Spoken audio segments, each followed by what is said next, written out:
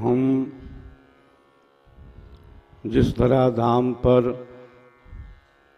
उपस्थित हैं उसके पीछे एक बहुत बड़ा इतिहास है। वह इतिहास है गौतम ऋषि का। वह इतिहास है मनु का, इक्ष्वाकु का। उस इतिहास के पीछे भगवान राम हैं, मातु जानकी हैं, लक्ष्मण हैं। उस इतिहास के पीछे ऐसे ऋषि महर्षि भी हैं जिनको हम आज इन चर्म चक्षुओं से नहीं देख पा रहे हैं। इतिहास है उन विरक्त संतों का भी। इतिहास है उन महान ऋषियों का भी जो अव्यक्त रूप से आज भी हमें दर्शन दे रहे हैं। इतिहास है भृगु ऋषि का। इतिहास है वशिष्ठ ऋषि का, कपिल का, कणाद का। इतिहास है उस विशेष सत्ता का जो सत्ता आज भी अपने अव्यक्त स्वरूप से हम सबको दर्शन दे रही है। इतिहास है नित्य अनादि सद्गुरु का जो ब्रह्म विद्या विहंगम योग के आदि संत हैं। इतिहास है उन शक्तियों का जिनका संबंध इंद्रियातीत है, जिनका संबंध प्रकृति से उपरम है, जिनका संबंध धर से नहीं है, अर्ध से नहीं है।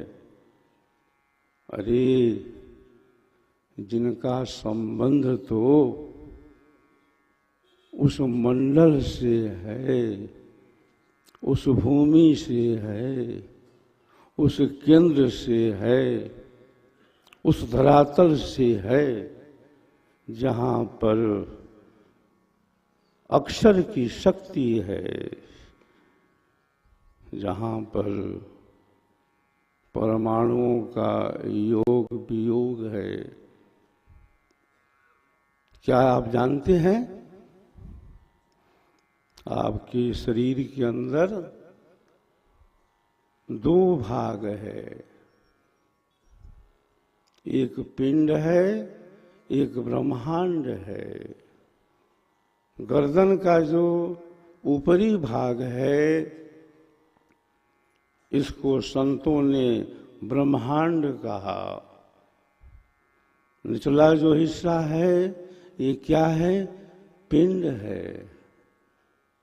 जो पिंड है उसके अंदर जो शक्ति है उसका आधार क्या है? उसका आधार भौतिक है। पिंड के अंदर भी कई तरह के साधन हैं। पिंड के अंदर भी कई तरह के आयाम हैं। पिंड के अंदर भी कई तरह की भूमियां हैं। पिंड के अंदर भी कई तरह के धरातल हैं। इसी पिंड के अंदर क्या है? हृदय है। इसी पिंड के अंदर मूलाधार है। इसी पिंड के अंदर चक्र है। इसी पिंड के अंदर नाभि मंडल है। इसी पिंड के अंदर हृदय कमल है, जिसके विषय में संतों ने कहा, हृदय कमल से, हृदय कमल से चला एक तारा, गगन महल में करत झनकार, गगन महल में करत झनकार, भजन करो निस दिन टूटे न तार।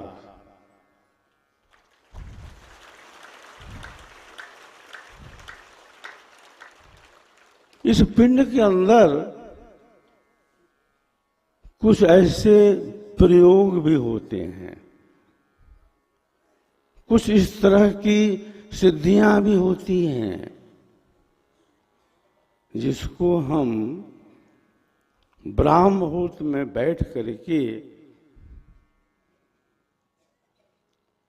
एक विशेष शक्ति का आवाहन करके कार्य करते हैं।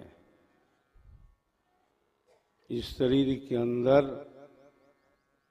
जो भाग ब्रह्मांड कहा जाता है बंधुओं, उसके अंदर भी कई तरह के शब्द होते हैं,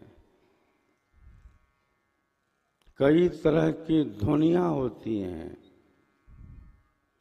कई तरह के प्रकाश होते हैं। पिंड के अंदर एक शक्ति है, जिसको हम कहते हैं, उस शक्ति का संबंध जो है चेतन जगत से है। उसी शक्ति का नाम है राजयोग। राजयोग का जो संबंध है वह कहाँ है, किस भूमि से है, किस मंडल से है, किस केंद्र से है? वही भूमि हमारी जो है योग की प्रथम भूमि है, जहाँ पर साधक मन को केंद्रीभूत करता है, मन की शक्ति को पकड़ता है, कैच करता है।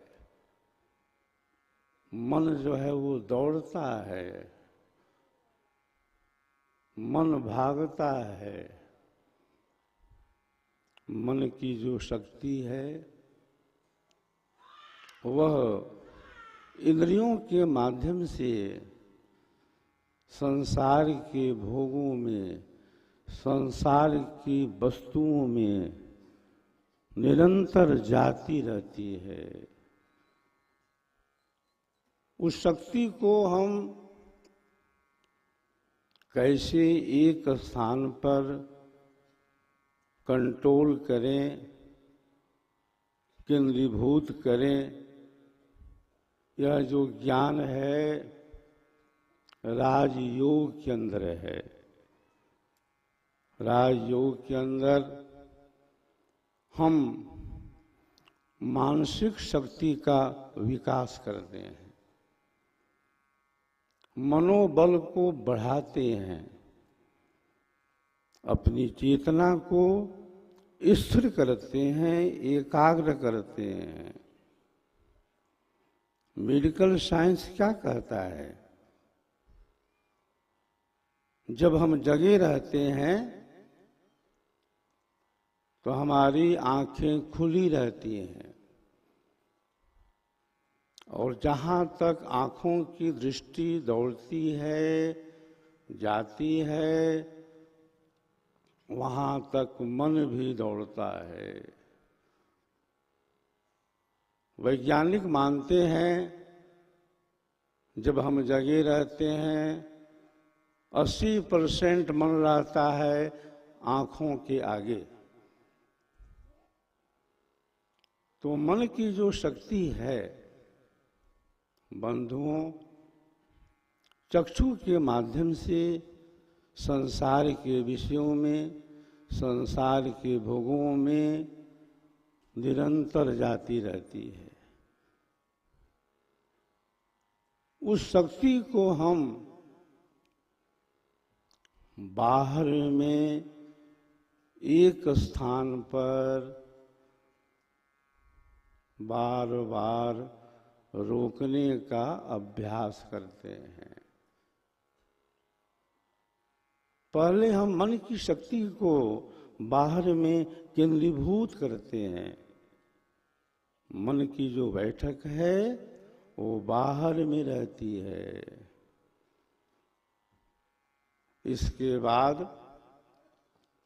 जब हमारी चेतना ऊर्ध्व होती है तब हम वहाँ पर पहुँचते हैं जहाँ पर चंद्रमा का प्रकाश है, जहाँ पर सूर्य का प्रकाश है, जहाँ पर त्रिवेणी है। त्रिवेणी दो तरह की है, एक त्रिवेणी बाहरी है जो प्रयागराज में है, इलाहाबाद में है, जहाँ पर प्रत्येक वर्ष माघ महीने में लोग कल्प करते हैं 1 मास के लिए। त्रिवेणी स्नान करते हैं, जहाँ पर गंगा है, जहाँ पर यमुना है, जहाँ पर सरस्वती है।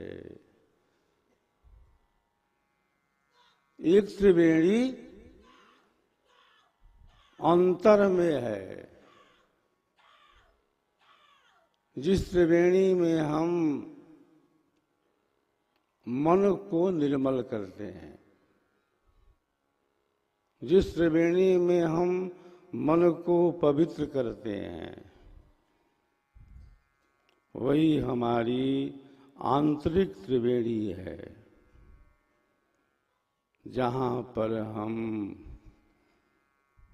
बाहर से भीतर में प्रवेश करते हैं, बहिर्मुखी से अंतर्मुखी होते हैं। इंगला पिंगला सुषमन नारी, गंगा जमुना सरस्वती सुखकारी। 3 तीर्थ तह संगम भयऊ, त्रिवेणी निर्मल जल बहेऊ। सुमिरन सुरती लगाई के, मुख से कछु न बोल, बाहर का पट बंद कर, भीतर का पट खोल। गंग जमुन के अंतरे सहज शून्य लौ घाट, तहाँ कबीरा मठ रचा, मुनिजन जोहत बाट। इंगला पिंगला, इंगला पिंगला सुषमन नारी। गंगा जमुन सरस्वती सुखकारी। तीन तीर्थ तहाँ संगम भयऊ। त्रिवेणी निर्मल जल बहेऊ। विमल प्रकाश अमी जल धारा। शीतल शांति भंवर गुण जारा।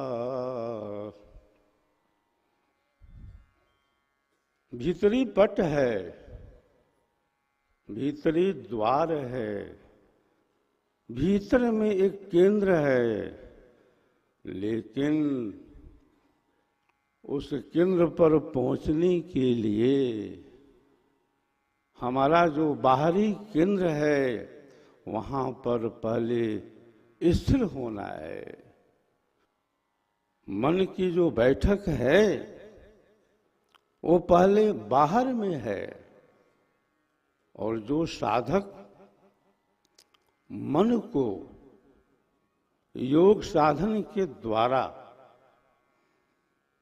सद्गुरु के आवाहन के द्वारा सद्गुरु के प्रकाश में बाहर रोक लेता है, बाहर कंट्रोल कर लेता है, उसी साधक का मन अंतर में भी स्थिर होता है। जिसका मन बाहर में स्थिर नहीं है उसका मन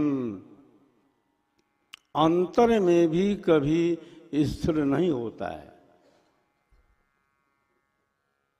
तो ब्रह्म विद्या विहंगम योग के अंदर जो साधना है उसमें साधक मन को बाहर में एक विशेष स्थान पर बार बार रोकने का अभ्यास करता है, और जब मन बाहर में रुक जाता है तभी हम अंतरतर में प्रवेश करने के अधिकारी हो जाते हैं। शब्द निरंजन चांचरी मुद्रा सो है नैनन माही। तेहि को जाना गोरख योगी महा तेज बल जाही। शक्ति जो है बाहर है, और उस बाहरी शक्ति को ब्रह्म विद्या विहंगम योग का जिज्ञासु पहले बाहर में रोकने का बार बार अभ्यास करता है। जब हमारी चेतना बाहर में स्थान विशेष पर रुक जाती है, उसका कंट्रोल हो जाता है, निरोध हो जाता है, वही साधक अंतर में जाने का अधिकारी हो जाता है। वही अंतरतर में प्रवेश करने का अधिकार रखता है। जिसका मन बाहर में स्थिर नहीं है उसका मन अंतर में भी डमाडोल रहेगा, अशांत रहेगा, चंचल रहेगा, उद्विग्न रहेगा। शक्ति को पहले बाहर में रोको, फिर अंतर में प्रवेश करो। अंतर में प्रवेश करने के बाद जब त्रिवेणी में मन निर्मल हो जाता है, तब मन जो है वो शुद्ध हो जाता है।